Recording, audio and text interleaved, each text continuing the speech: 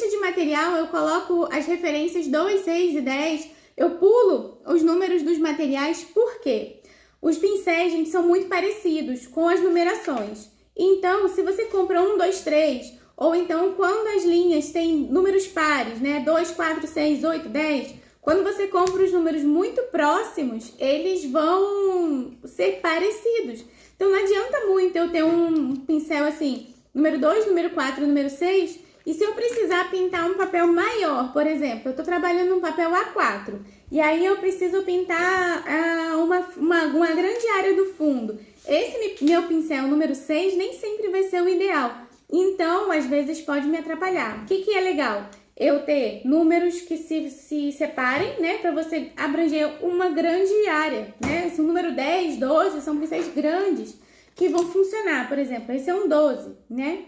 Isso também vai depender da série, mas um pincel número 12, 10, vai te dar a oportunidade de você pintar tanto um fundo de um papel grande, quanto o fundo de um papel A3, por exemplo, papel A4, A3, A5, como você consegue trabalhar dessa maneira. Um pincel bom, mesmo sintético, mais barato do que a gente usa aqui, eu acho que ele já tá valendo para você trabalhar. Agora, se você começar a colocar querer fazer coisas muito boas em papéis mais ou menos, nem sempre a gente consegue trabalhar, né? Alguns efeitos vão ficar deixando a desejar. Então, eu acho que vale a pena investir num papel melhor e depois num pincel. Sempre vou ter que imaginar o seguinte: em que nível que eu tô? E aí eu vou investindo nos materiais, né? Depois que eu ganhar mais segurança ali, realmente as coisas vão começar a mudar e eu vou querer fazer algumas coisas que eu não vou conseguir com os papéis ou com a tinta que eu tenho. Mas o pincel dá pra gente trabalhar. Para um trabalho profissional, uma encomenda, por exemplo, eu preciso usar tinta profissional? Eu acho que sim, né? Um trabalho profissional, você quer ter o melhor ali para entregar para o seu cliente. Se você usa as tintas mais ou menos, elas podem descolorir ao longo do tempo. Então, né, você vai ficar ali talvez vai receber de volta esse trabalho com algum problema, né? Ele vai perder a coloração, você não sabe onde essa pessoa vai colocar, onde ela vai pendurar. E aí pode ser que fique ruim depois para você. Eu tenho cuidado de usar um papel muito bom e as minhas tintas profissionais quando eu faço esses trabalhos de encomenda. Por exemplo, eu faço bastante imagens para convites de casamento. A noiva que compra, por exemplo, ela compra a imagem, aquilo vai virar um quadro para ela. Eu não estou vendendo o clip art, eu estou vendendo a imagem total. E aí eu faço com a melhor tinta, com o melhor papel que eu tenho, para que ela fique com aquela recordação por bastante tempo. É um casamento, gente, né? É um momento ali especial. Então eu faço, mesmo que for outras encomendas, eu faço nos meus materiais profissionais. Agora, para os meus estudos, para as coisas que eu vou pintar para mim, que às vezes aparece muita coisa aqui que eu estou sempre pintando, eu acabo usando os meus materiais de estudante mesmo, porque eu acho que estão tudo bem, funciona. Depois das primárias, qual devemos comprar para montar uma paleta aos poucos? Você vai acabar achando as cores que você gosta de pintar, né? É muito particular isso. A gente vai trabalhar com as 3 primárias porque elas são básicas e a partir delas a gente consegue fazer as misturas. Mas depois você vai perceber assim, eu gosto muito de trabalhar na mistura de verdes. Aí você vai começar a adquirir mais cores para você trabalhar verdes. E depois você vai pensar assim, eu gosto de pintar com mais florais. A gente tá pensando eu tô pensando num trabalho, num esquema que eu vou criar aqui de uma paleta específica, porque eu quero pintar uma paisagem de pôr do sol. Aí você vai olhar o que você tem ali, vai fazer suas misturas cromáticas para saber se a sua paletinha ali vai dar para você os benefícios, as cores que você quer trabalhar dentro do que você precisa fazer. Então, depois que você compra as 3 primárias, vai buscando ali referências das suas próprias imagens, no que você quer trabalhar, para você ter um pouco mais de cores.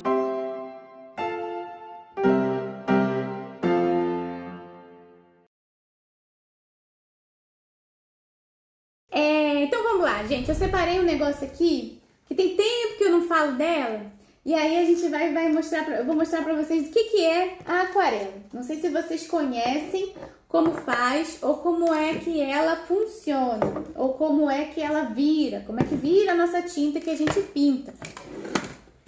Vou pegar aqui, só faltou eu mostrar a glicerina, que não tá aqui, mas não tem problema. Pode ser vários tipos de umectante. Vamos lá. Então, gente, a aquarela é uma tinta bem antiga e ela ainda é feita de uma maneira muito próxima do que a gente conversa sobre na história da aquarela, enfim, tudo que eu comentei já nas últimas lives. E a gente vou falar aqui com vocês. Gente, a aquarela é feita disso aqui. Deixa eu mostrar pra vocês. Isso aqui chama goma arábica. Tá vendo aqui essa pedrinha? Isso aqui é uma seiva natural. Que ela quando a gente vai trabalhar, a gente pode fazer um pó fininho, bem fininho dela, moer ela, ficar bem fininha. Ou então, já comprar ela pronta. Tá vendo? Aqui, ó, a goma arábica. A goma, ela tem essa cor, mas ela não deixa coloração na aquarela. Esse aqui é o que vai fazer o aglutinante, é o que vai fazer a tinta virar a massa de tinta que a gente está trabalhando. Então, assim, quando a gente fala de pintura, a gente tem que entender que tem técnicas que são parecidas, mas nem sempre são a mesma coisa. Por exemplo, quando a gente fala assim, aquarelas líquidas ou ecoline ou qualquer coisa assim, são outras coisas que você pode trabalhar de maneira muito próxima. Então, para quem gosta de trabalhar com essas outras tintas, não há problema nenhum. Vocês podem trabalhar com elas e pensar da mesma maneira que da aquarela, só que em massa, em tinta, em matéria física, elas são coisas diversas. Então, a aquarela é feita de goma arábica, que é essa pedrinha aqui, mais o pigmento, que tem que ser bem fininho. Aqui, o pigmento é um pozinho, tá? Muito fininho, muito fininho, muito fininho, tá vendo aqui, ó? Mais fino que talco, é mais ou menos assim que a gente vai pensar no pigmento. Quanto mais fino for, melhor. Aí o pigmento vai ter outras características também. Às vezes vai ter característica de resistência à luz, vai ter características de raridade, né? Da onde você consegue tirar esse pigmento. Então, quanto melhor o pigmento for, ele vai atingir algumas exigências, né? Para que a gente diga que aquele pigmento é de altíssima qualidade. E às vezes tem outros pigmentos que não. Isso vai dando essas diferenças de material. Entenderam aqui? Goma arábica, pigmento, e a gente precisa ainda de mais um elemento para a gente fazer a tinta da aquarela. O que seria isso? A gente pode usar glicerina, a gente pode usar um outro elemento, qualquer elemento que for umectante, tá? Um elemento que seja macio para que a tinta não fique dura, porque se a gente só usa goma arábica e pigmento, ela fica enrijecida, ela vai virar quase que um pastel seco, ó. Isso aqui é uma aquarela que está mais rígida e está com pouco umectante. Esses umectantes, eles podem variar. Existem ainda as tintas que fazem com mel. A tinta, por exemplo, a tinta da Sennelier usa o mel como umectante. Outras marcas, às vezes, usam outras coisas.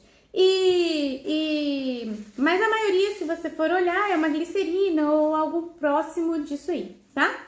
Então, a gente tem essa é a base para a gente ter a nossa tinta da aquarela. O que vai mudar de acordo com a variação de produção é a qualidade do pigmento que vai mudar. Quanto mais barato for a sua tinta, menor a qualidade é o pigmento. Não tem jeito, gente. O pigmento realmente tem variações e essas variações vão estar de acordo com o valor dele. A gente vai ter também, às vezes, excesso de cargas dentro da nossa tinta, o que deixa ela, às vezes, opaca. Essas tintas mais baratinhas, a gente vai ter essa questão, porque elas precisam ser econômicas. Então, a gente bota ali, vai perceber que tem carbonato de cálcio ou outras cargas inertes que não vão estar atrapalhando exatamente a tinta, mas elas não vão deixar a coloração ser tão forte assim. Então, às vezes a gente pintou num dia e ela molhada, a tinta tá super bonita, você pintou. E depois, no dia seguinte, aquela cor já deu uma esmaecida. Toda tinta da aquarela vai esmaecer durante o seu tempo de secagem. Mas tem umas que esmaecem muito e outras nem tanto. Então, esse excesso de carga pode também atrapalhar esse processo ali. E aí a gente vai organizando de acordo com o que a gente precisa ou de acordo com como a gente consegue trabalhar, né? O processo da tinta, às vezes, ó, essas escolares que o pessoal pergunta se pode usar, elas são mais simples, né? Aqui, tá vendo? Dá aqui pra gente perceber que ela aqui não é nó desse leite. Mas se você tem essa em casa e quiser começar com essa daqui, não tem problema, gente. Você vai entendendo o processo. O que vai fazer com que você troque de material é se você gostar da tinta, se você gostar do processo da aquarela. E aí você vai ver o que você gosta assim. Ah, eu entendi que a aquarela funciona desse jeito, eu gostei, a aquarela vai fazer parte da minha vida e aí eu vou começar a investir melhor no meu material. Quando a gente fala aqui da lista, não tem problema quem tá usando essas daqui, ó, não tem problema nenhum. Quem tem essas em casa pode usar. Inclusive, a gente já fez aqui um monte de lives, né, de Gourmetiza, falando desses materiais mais simples que a gente consegue trabalhar. Então, eu indico assim, quem só tem escolar para começar, faça com a sua escolar, não tem problema. Quem vai comprar um material, aí se puder comprar ou a Tinta Artus ou a Pentel, eu acho super legal, acho que funciona. E aí, ó, eu indico a Artus pelo seguinte. No início do ano eu recebi uma caixinha deles, a Papelaria Botafogo que me mandou. E quando eu vi, eles tinham as 3 cores primárias. As 3 cores primárias são boas, ó. Melhores do que a seleção de cores que vem na Pentel. Então, eu acabei trocando, assim, de indicação para quem tá começando por conta disso. Essas 3 cores aqui funcionam muito bem e elas misturam muito bem e te dão cores... as outras misturas a partir delas, elas são muito bonitas. Então, eu acho que essa seleção de cores da Artus tá valendo super a pena. Então... Eu tô falando aqui sempre da aquarela sobre papel. O que vai fazer é o seguinte, na hora que você trabalhar numa outra superfície, tem que testar. Você testa para ver se a tinta alcança o que você tá imaginando. A aquarela, de qualquer maneira, você vai trabalhar ela diluída, né? Você vai aprender a aplicar os processos para depois você adaptar ao seu suporte, que é diferente. Eu comprei um negócio agora... Eu ainda não testei, tá? Mas isso aqui, ó, é um fundo para aquarela. Esse fundo eu colocaria em diversas superfícies, elas se transformariam em superfícies parecidas com o papel para que eu pudesse aplicar a aquarela, de uma forma que me lembrasse a absorção do papel, tá? Então aqui, ó, isso eu ainda não testei, a gente usa aí numa próxima live aí que eu ainda vou planejar e a gente pode experimentar para ver se o negócio funciona ou não funciona. Mas acredito que funcione sim. Deixa eu ver o que mais. Tem algum lugar os pigmentos? Tem em algum lugar os pigmentos da Artus para saber quais que eles usaram? Eu recebi, gente, eu posso olhar depois, tá? Eles fizeram testes de permanência à luz e tal, tem várias coisas que tem teste para Artus, assim. É mais fácil a gente achar as coisas descritas no site da Artus do que exatamente na Pentel, por exemplo. A gente nem consegue muito, não. Mas vamos ver. Eu só acho assim, quando você tem um trabalho profissional a entregar, use o seu melhor material, né? Porque você aí vai tá entregando, né, uma longevidade ali para sua aquarela, para o seu trabalho. Mas enquanto você está estudando, use os materiais mais simples para você gastar esses e depois fazer um bom trabalho no trabalho profissional. Pode misturar as marcas que não tem problema. Qual a melhor? Pastilha ou bisnaga? É a mesma coisa, gente. Pastilha e bisnaga é a mesma tinta. Não tem problema você comprar uma tinta em tubo e depois comprar uma outra em pastilha e usar na sua mistura de trabalho, porque não vai fazer diferença. A diferença é só do modo como ela se apresenta. A tinta de pastilha, ela já vem assim, ó, nos quadradinhos aqui, às vezes no estojo, ou você pode comprar ela avulsa. Aqui, ó. Tá vendo aqui, ó? Ui, saiu até o pincelzinho, tá vendo? Se eu abaixar muito aqui, vai cair. Elas já vão vir aqui nessa organização. Eu vou molhar aqui, vou pegar a tinta daqui, vou dar uma molhadinha e aplicar no meu papel. A tinta de tubo, ela vem mais molendinha, mas quando eu coloco ela no godê e deixo ela secar, ela vai se comportar como uma tinta de pastilha, tá vendo? Igual aqui, ó. Ela era de tubo, mas secou igual pastilha. Só vai voltar a funcionar, né? Só vai sair cor se eu molhar ela aqui. Dependendo da sua região, por exemplo, se você estiver trabalhando num lugar muito seco, você vai precisar molhar mais vezes a sua tinta da aquarela. Se você tá trabalhando num lugar muito mais úmido, por exemplo, diferença aqui do Rio para Brasília. Brasília é muito mais seco. Enquanto eu molho uma vez só aqui e o próprio movimento de molhar meu pincel e jogar aqui no godê, já deixo ele mais úmido para eu trabalhar, tanto na minha tinta de de bisnaga, quanto na minha tinta de pastilha aqui, se eu molhar, ela se mantém úmida por mais tempo, porque a minha cidade é muito úmida. Agora, se você estiver trabalhando em uma cidade que é mais seca, mantenha seu godê um pouco mais molhado, porque ela vai secar mais rápido, tá? Então, isso também vai fazer diferença. Da onde você está, tanto para o trabalho que vai secar, quanto o trabalho, né? Não só que seca, mas a tinta mesmo seca.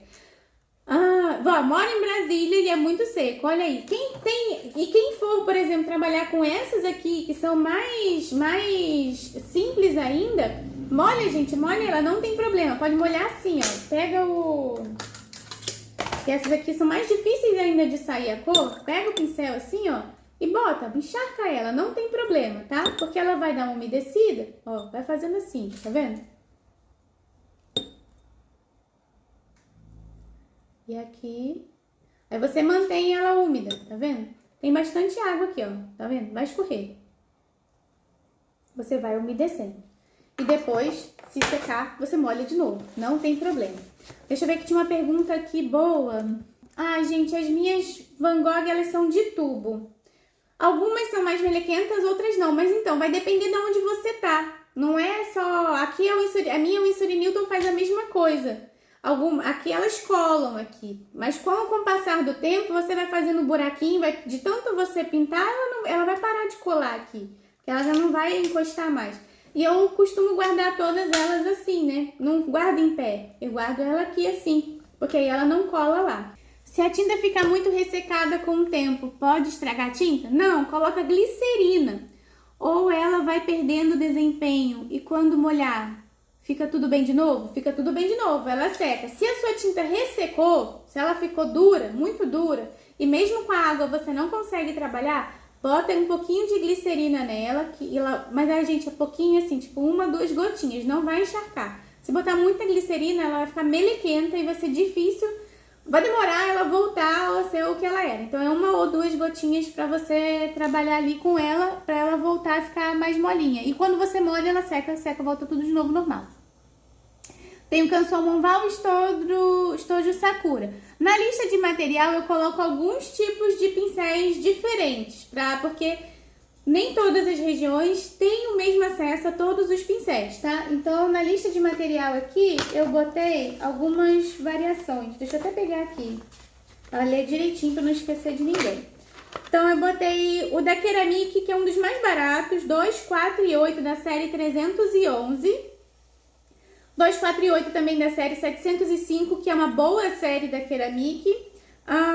Se alguém quiser um pincel melhor, tem o da 20, 4, 8 e 12, da Junior Synthetics. Ou 3, 6 e 12, Nova Synthetics. Essa é uma série muito boa, Nova Synthetics. Já é um pincel bem bacana. Para quem tá mais pro Nordeste, acha Condor. Então, Condor 2, 6 e 10, a série 4, 2, 5. Tá tudo descrito aqui na listinha também, tá? Gente, pincel. Vamos entrar no assunto pincel.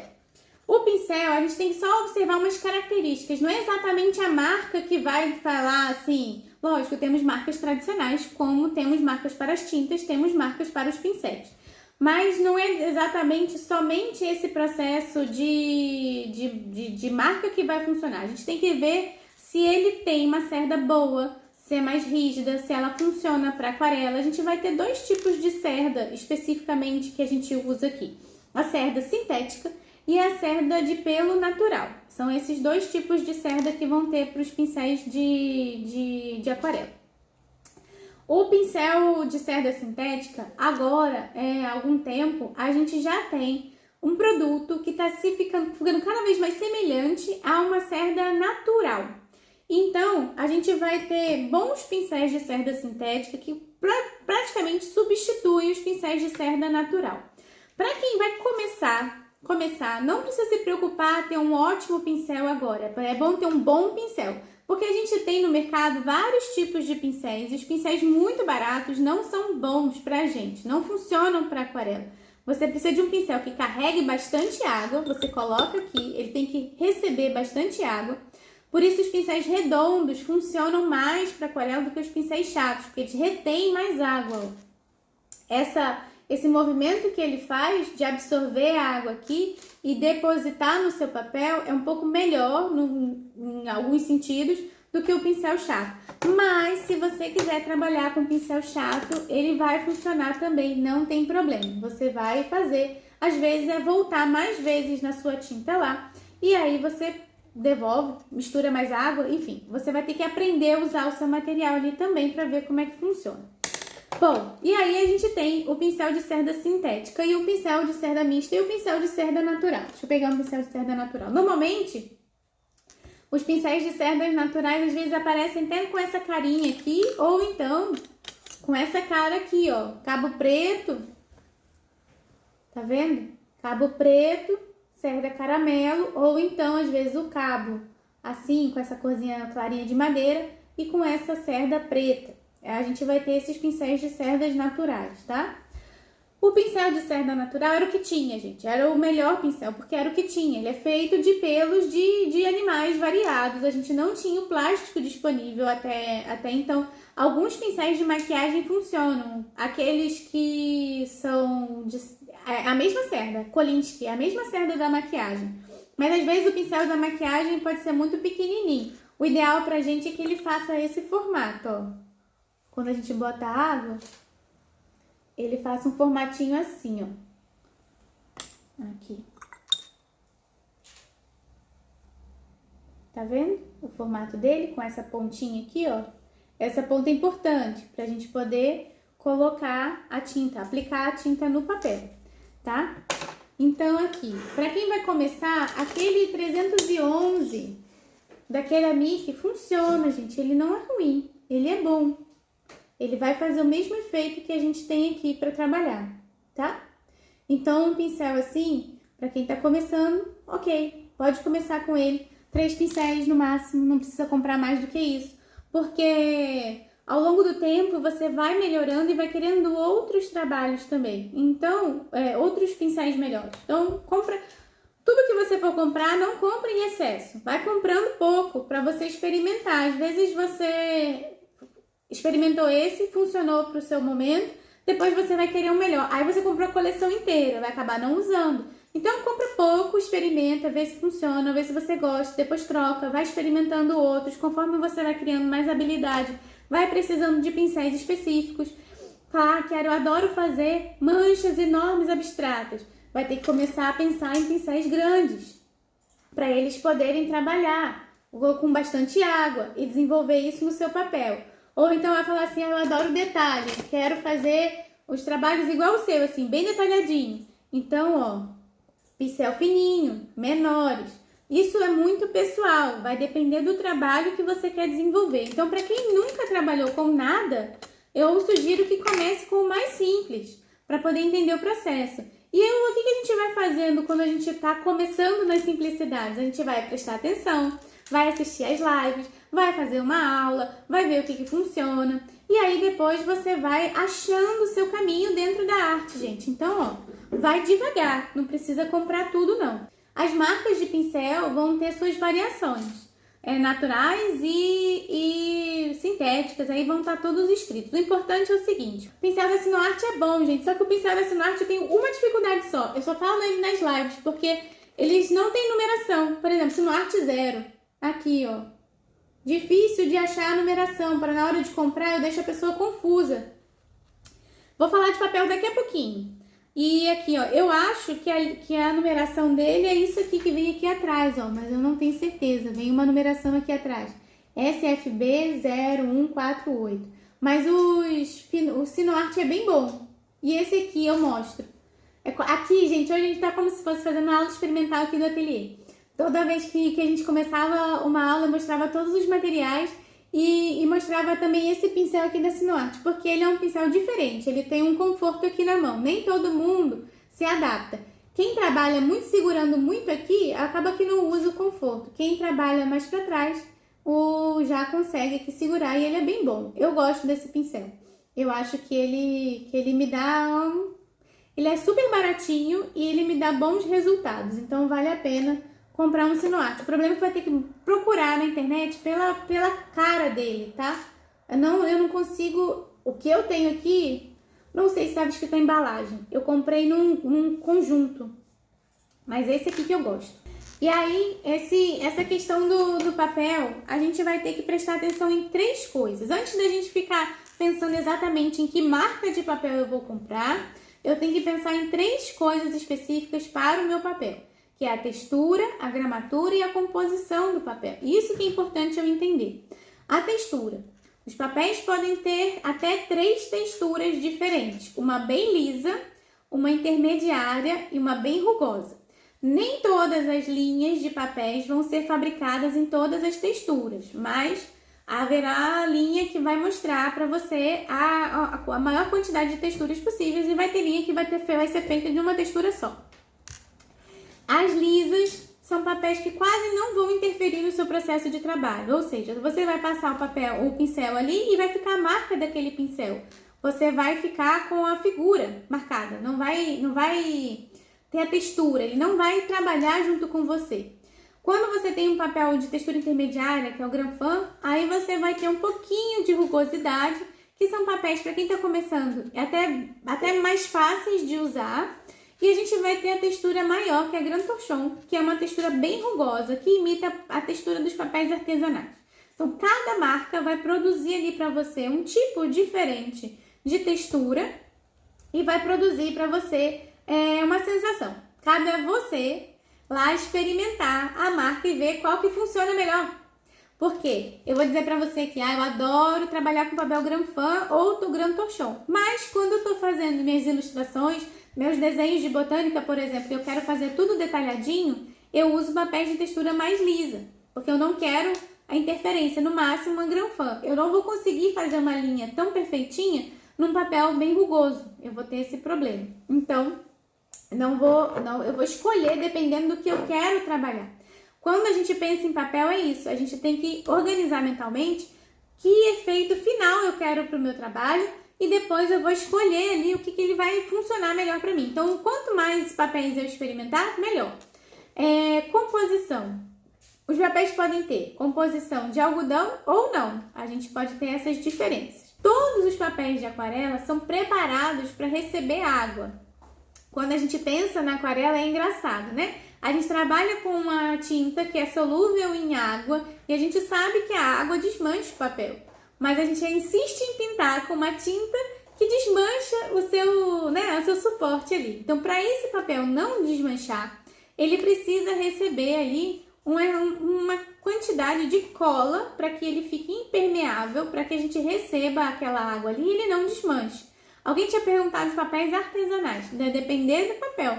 Se ele for preparado para receber água, você consegue usar ele. Se ele não for preparado para receber água, você vai ter uma dificuldade em usar o seu papel artesanal para pintar. Então, toda é uma questão de se o papel é preparado para receber a tinta da aquarela ou não, uma tinta aquosa ou não. Pode ser um nanquim, pode ser um guache, pode ser uma ecoline, não importa.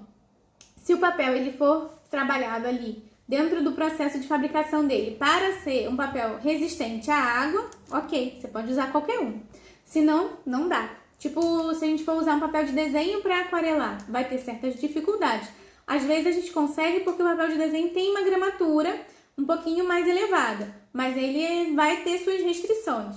Então, quando a gente não está usando um material específico para o que a gente está conversando, a gente pode ter algumas surpresas interessantes que dependendo da minha ideia, do meu trabalho, funcione e pode ter umas surpresas desagradáveis, porque se eu quero fazer determinados efeitos, aquele suporte não é o melhor para aquilo.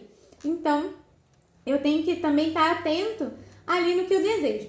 Eu vou recomendar os papéis mais baratos, tá? Mas papéis baratos que recebam água. Então, a gente vai ter alguns tipos de papéis que não tem algodão, que são os mais em conta, são os papéis que não tem algodão, para você fazer os exercícios, para você treinar a sua destreza com a mão. Alguns papéis que não tem algodão são até bacanas e a gente consegue elaborar coisas mais interessantes em cima deles, outros não.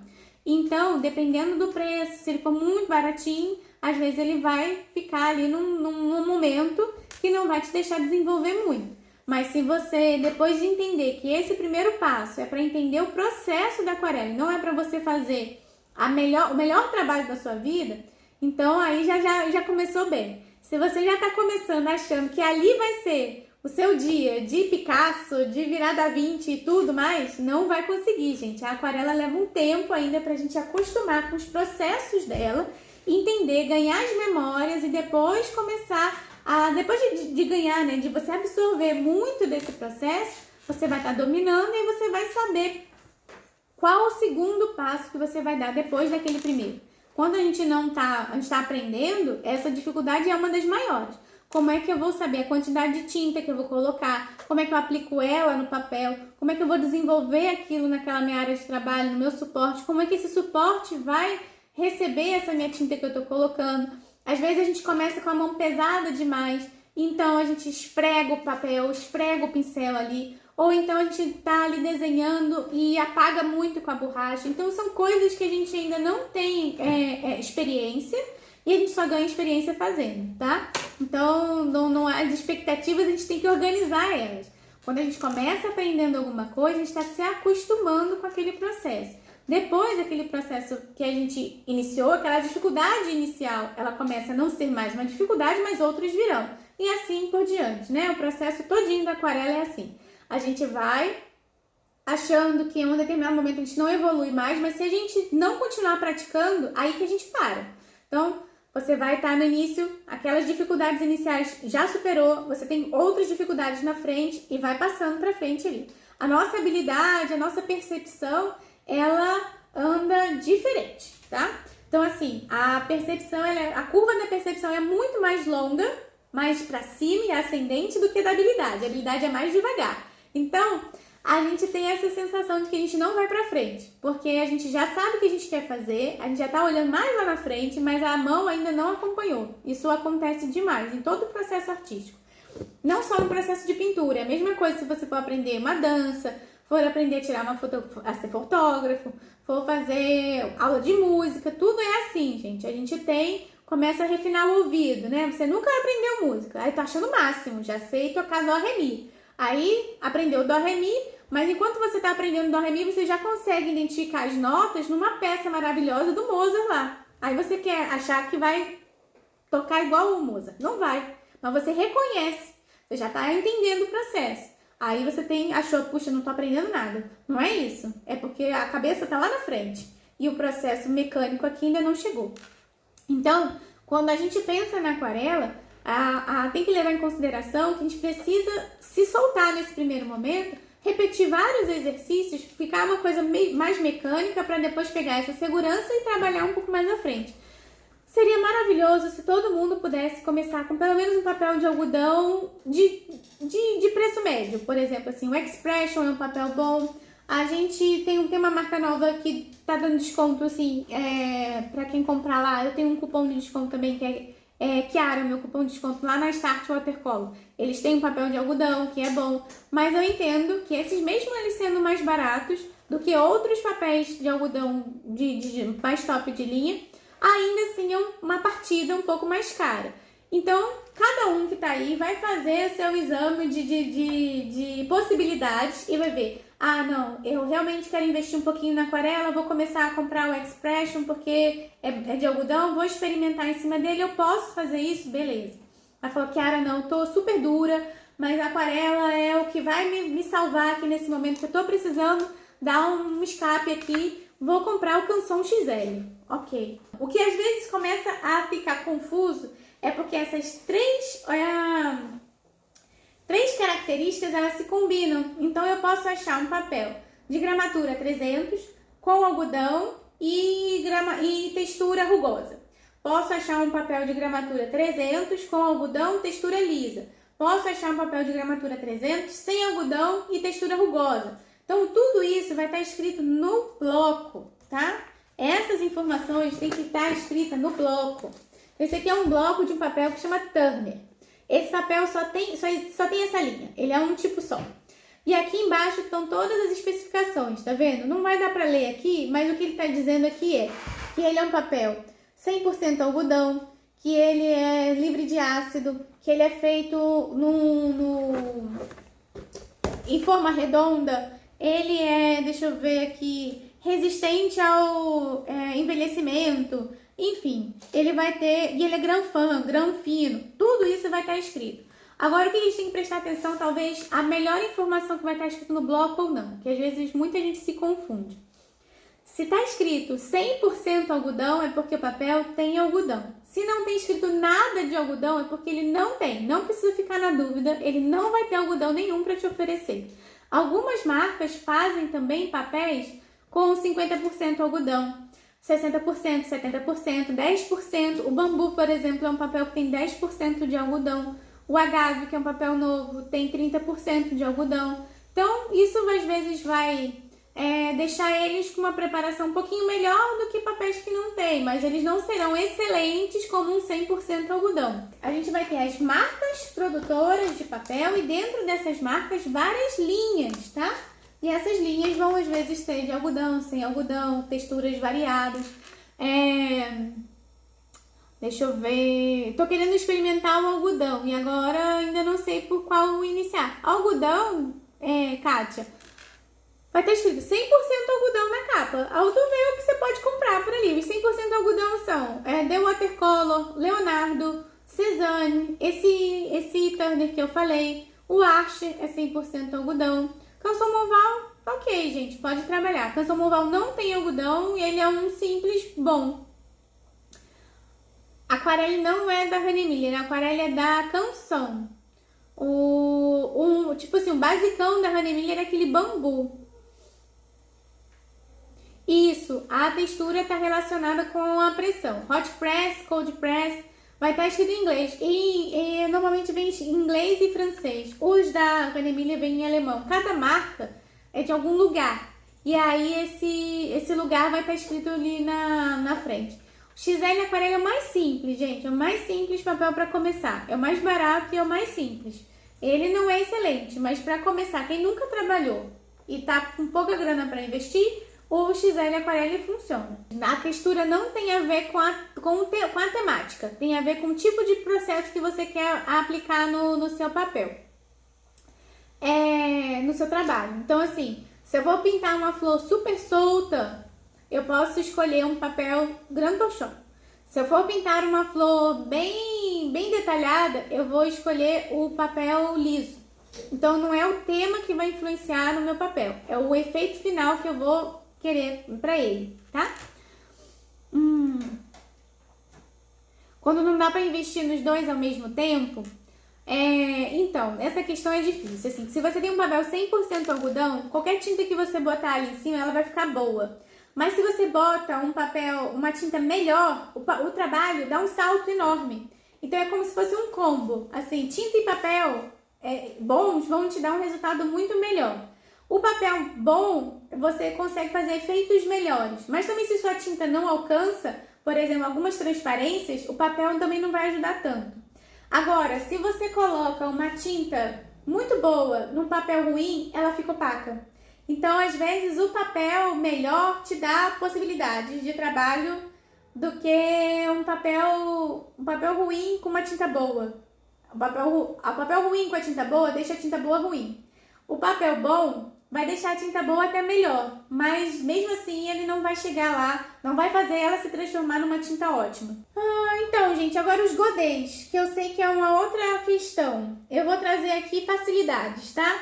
Para quem tá comprando as tintas agora, o papel, o pincel, enfim, tá querendo investir no material básico, e aí não vai dar para comprar tudo, godês, podemos substituir todos os godês por pratos de porcelana, pratos que a gente tem em casa, sendo branco já vai funcionar, tá? Então podem usar esse aqui com que vai funcionar aqui, porque dá pra gente pintar. E os godês podem ser de vários tipos. A gente vai ter os de porcelana, a gente vai ter os de plástico. A maioria, os de plástico que eu gosto de usar são esses aqui. Tem de várias marcas esse mesmo modelo, porque eu ponho as tintas aqui e fecho elas, ó. E aí ele super funciona. Deixa eu ver o que mais aqui. A gente já vai ter, às vezes, a própria tinta vem com uma área de trabalho, ó. Ui! Outra tinta aqui, tá aí. Então dá pra você trabalhar na tampa aqui dela, ó, tá? Não tem problema. Essa aqui é uma tinta também escolar da Staedtler. E ela tem a tampinha aqui. Deixa eu ver. Ah, tem uns basiquinhos com tampa.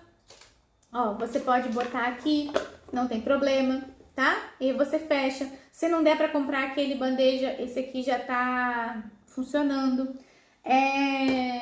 E o que mais? Ah, gente, esse aqui é relíquia praticamente. Esse aqui foi um dos meus primeiros godês. Alguém já viu um desse aqui?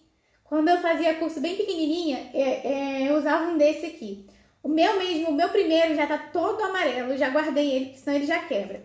E esse aqui já é outro, mas ele é relíquia. Aí você pode botar a sua tinta aqui, se quiser botar ela aqui direto, pode botar. E aqui fica a área de trabalho, tá bom? Para você misturar bem. Então, achamos de vários tipos os godês. E se for difícil comprar o godê, gente, tampa daquela caixa do Ferreiro Rocher funciona. Qualquer pote, tampa de manteiga, essas coisas assim, lava bem, tira toda a gordura daquilo que foi a comida ali, que tinha ali, e usa, né? Não vai deixar de pintar por conta disso. Dá pra gente ter opções. Então, vocês vão acabar vendo o que é melhor para cada um. Para quem nunca trabalhou, gente, a gente vai acabar vendo os trabalhos dos colegas que estão participando da semana e tal. E a gente vai ver várias pessoas de vários níveis aqui pintando e postando seus trabalhos e vão aparecer. E eu vou botar nos meus stories porque a gente vai movimentar essa semana ótimo. Ah, forma de gelo, perfeito. Forma de gelo é ótimo. Então, assim, quem nunca trabalhou com aquarela, quem nunca usou as tintas, quem nunca começou nada, não se compara com ninguém.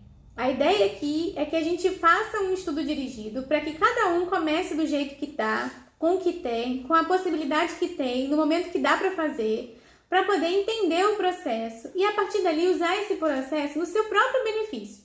Então, se eu nunca soube nada e eu aprendi a dar uma pincelada, é um avanço enorme. Se eu já sei dar uma pincelada, mas não sei fazer nada com essa pincelada e começar a pintar uma folha, é um avanço enorme. Se eu já sei pintar uma folha, mas eu não sei manchar as cores da folha, é um outro avanço. Cada um vai estar num tempo e vai ter um avanço diferente. Eu acho que o mais interessante, mais importante para a gente tirar assim dessa jornada é o quanto a gente conseguiu ali entender um processo, mesmo que é um pouquinho ou um tantão. Cada um vai ter um tempo específico de trabalho.